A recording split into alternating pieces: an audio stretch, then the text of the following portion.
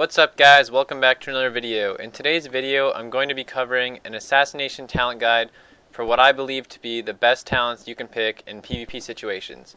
First off, I'll start with the regular talents and I'll move into the honor talents in a later part of the video. So for your first row, in row 15, Master Poisoner is the only option.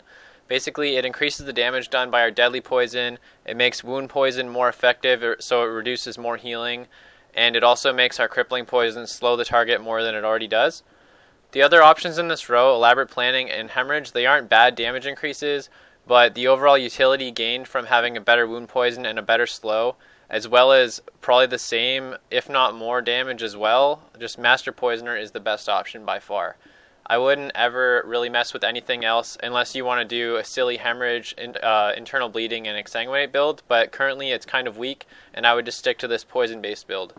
So in our second row, the only viable option in PvP, I believe, is Subterfuge, and it just, basically when you come out of stealth, for 3 seconds after, you can use your opener moves, you can use Cheap Shot, Garrote, Sap, and also, basically Garrote doesn't go on cooldown when you use it during Subterfuge, so what that allows us to do is put up multiple Garrotes in an opener, and for every bleeding / poison target we have, we gain back energy. So the more bleeds you have up, the more energy you get back, the more damage you do. It's pretty nice.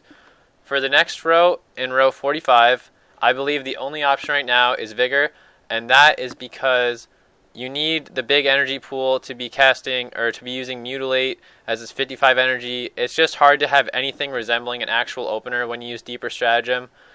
It's kind of unfortunate because the big ruptures are nice, but overall you should be playing Vigor. It's just nicer overall. Moving into the next row, in the level 60 row here, I believe Elusiveness is the only option. You might be able to use Cheat Death in 2s if you're playing like Mage Rogue against Mage Rogue. Cheat Death may help you. However, for the most part, if you're playing Mage Rogue, you're likely not playing Assassination. But anyway, for the most part, just stick with Elusiveness. It's a very, very powerful ability. Makes Feint make us take less damage. It's awesome. Use it. Love it. In the level 75 talent row, there's 2 viable options actually. You can use Prey on the Weak, which is actually 12% per assassination in PvP. It's really good when you're playing with the mage to help them set up for burst.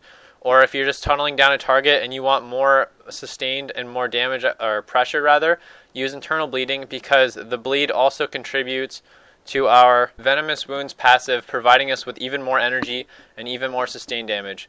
It's pretty awesome for burst still, but it falls a little bit behind Prey on the Weak if you have a mage hitting into your kidney shot. Both options are great. Pick them appropriately for each situation and use what you like best. For the most part, I just have Prey on the Weak defaulted, and I switch to Internal Bleeding if I'm going to be riding down a target, or if there's a game where, say, in 3s where my mage isn't going to be able to do a lot of damage and I'm going to be more relied upon for my damage, I'll use Internal Bleeding. And in the next row, for the level 90 talent row, I believe the only viable option currently is Toxic Blade. It's what makes this build work. It gives us even more poison damage, and the actual ability itself hits pretty damn hard. And for 1 combo point, 20 energy, that's a pretty good ratio for energy combo point efficiency. And I think this ability is great. I love it. It hits really hard. You can crit upwards of like 600, 700k sometimes during Prey on the Weak kidney shots. And last but not least, in the final row here, Venom Rush. Venom Rush is amazing. Basically, it makes it so that our passive Venomous Wounds, instead of granting 7 energy every tick, grants us 10, which is a pretty large increase. And between Internal Bleeding and our other 2 bleeds, gives us a lot of extra energy over the course of a game. You can, however, use Mark for Death sometimes. It's good with mages for setups. It gives Assassination a stronger opener as it kind of has a weak head start. You're kind of weak off the beginning because you're stuck applying your bleeds and trying to get an opener. There's nothing too fluent you can really do, and Mark for Death does help with that. However, overall, I would stick with Venom Rush. Venom Rush is an amazing ability, and it really gives us that tunnel damage which you're going for when you're playing Assassination. Alright, so let's move straight into the honor talents. These are the honor talents that I use by default in PvP situations as Assassination. I just have Gladiator's Medallion. I believe unless you are an orc, it's the only viable option. If you are an orc, stacking Relentless is pretty cool. It makes you pretty hard to peel by stuns, and it's just nice overall. But for the most part, I prefer to play with Gladiator's Medallion. I think having that on-demand trinket, in addition to having humans, every man for himself, is pretty awesome. It kind of depends on which race you are for which talent you should pick. I would say avoid adaptation though. It's too abusable, and rogues are too vulnerable during stuns that you shouldn't just want to trinket randomly. In the next row, the only viable options are reinforced armor and sparring. If I am against a team that is all physical damage, so for example in twos, like just warrior healer, I will use sparring. Sparring is great for reducing damage. You can reduce some pretty big hits and make them pretty average. It's nice overall.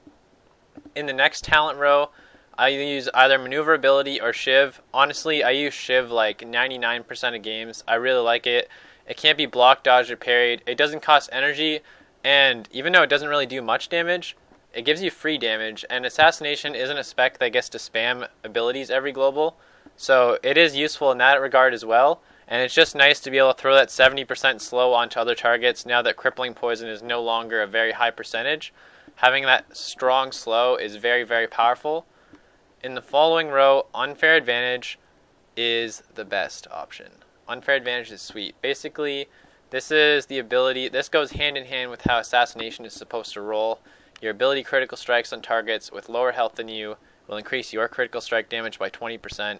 It just gives you more powerful tunnel damage. When you're ahead, you stay ahead and you get further ahead. It's awesome. I love this ability.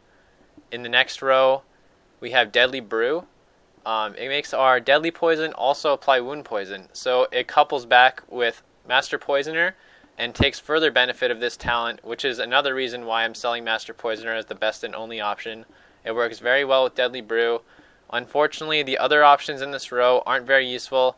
I haven't had any practical uses for Neurotoxin. I've tried it against Disc Priests. It's okay because it doesn't allow them to spam Shadow Mend, but overall I don't think that it's worth using over Deadly Brew. Mind Numbing Poison, the damage is just too low, unfortunately. If it was increased a little bit, it could be used in certain situations where you're against classes that don't have a whole lot of healing, so mostly for 2s versus double DPS. But overall, Deadly Brew is the only option. We've been using it all expansion long. It's great.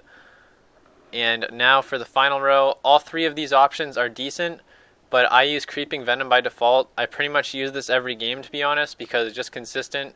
It doesn't have a Envenom combo point requirement like System Shock does, so you're always guaranteed some damage.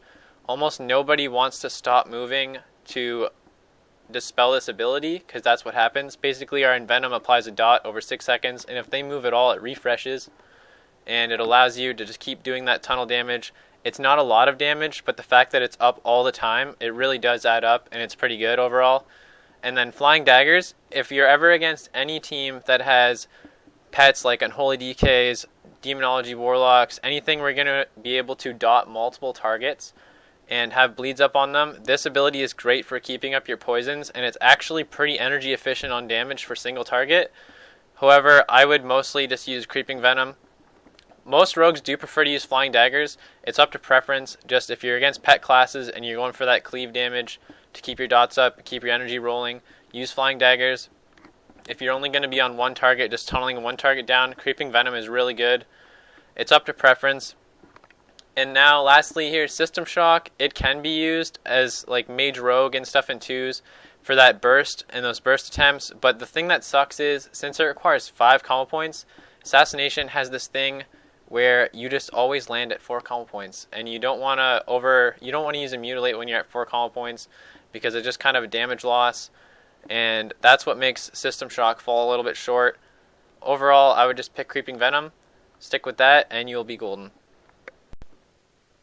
Well, that's going to do it for this video. I hope that you found this talent guide informative and useful, and if I missed anything or there's something you want to know, please feel free to ask in the comments below, and I'll try to answer it as soon as I can. I have more subtlety clips on the way as well in the upcoming days, as well as assassination clips and more commentary stuff. So please stay tuned for that. And as always, please like, comment, subscribe for more. And I will see you all again very soon. Have a great weekend.